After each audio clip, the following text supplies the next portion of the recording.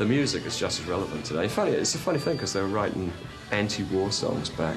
It was about Vietnam War, and now we've got the whole Bush thing happening now, so they're as relevant today as they were then as well. I told you in school about freedom, but when you're trying to be free, they never let you. To say it's easy, nothing to it, and now the army's out to get you. 69 turning all their circumstances, the air's so thick inside, drowning in molasses. I'm sick and tired of paying these dues. I'm finally getting hip with the American route.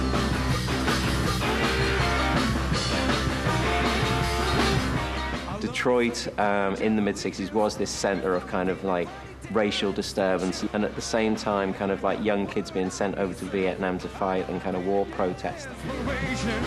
Our manager, John Sinclair, was unified and in touch with the Black Panthers and the Students for a Democratic Society. We sort of got labeled the band that was taking the stance for the counterculture. And the fact that there was this band who were in tune with that, were in tune with ideas of revolution, and were making a kind of noise that was kind of, you know, part the noise of a car factory and part the noise of war. We played at the Democratic National Convention where the riots were in Chicago, and we were the only band to play, the only band to show up. There were helicopters overhead, and there were half-tracks and armored cars and mounted police with 4-foot batons. Altercation began at the back of the crowd, and the police just started marching through the people on their horses and batons and just started beating the crap out of people. We had to get off the stage and get shuttled out of there before they threw us in jail. Or the fact that they had this soundtrack of kind of like revolution and disturbance, you know, it kind of sealed the fact that they were this kind of vanguard for a revolution, because they were making the soundtrack to protest and alienation. It's all coming out of black music. James Brown, well, we'll say Detroit, James Brown, all that, Memphis, all that stuff. It's Philadelphia International. These guys are just playing the rock and roll version of all that stuff with their story. We had a party called the White Panther Party, which was simpatico with the Black Panther stance. When G. Gordon Liddy read White Panther propaganda about this rock band that wanted to tear down everything that would keep people from being free by any means necessary, he took us seriously. Once they started getting arrested, once they realized that they were on kind of FBI lists and they were being monitored, and once they started getting, you know, hassled by the police, they realized the power that they had. Something that began as a teenage joke became something that was actually a threat to society. You know, you'd pick up your phone and you'd hear and you'd be talking to someone, or you'd be sitting in your house and the police would pull up and they would shine spotlights on you and run their sirens in the middle of the night, you know.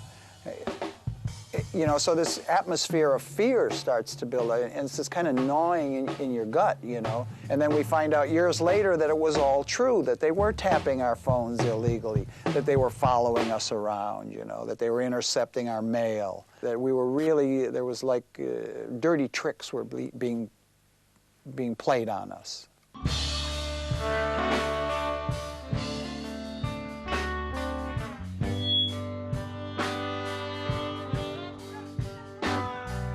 One of the weird things about the MC5 is so much of their kind of like later story is played out in London.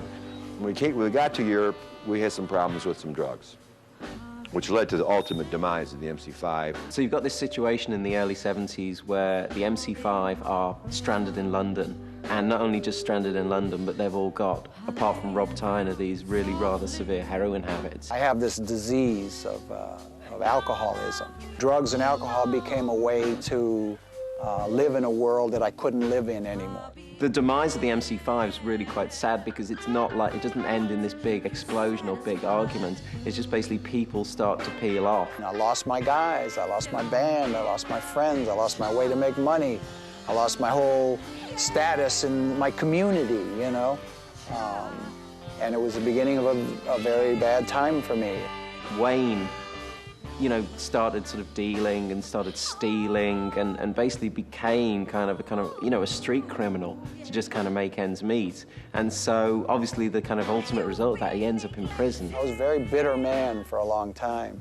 And, you know, I was really resentful of other people's success. You know, I would see young bands come up and maybe they would have the hair that I had when I was younger, the clothes. They'd move on stage like I used to move, and it burned me up, you know. I see, wow, these people, they ain't shit, you know. I was better than that, nobody knows. And it would just feed on itself. I was very bitter, I was very angry. And it took finally, coming to grips with the grief and the loss, you know. And when Rob Tyner died and when Fred Smith died, I really had to accept that loss.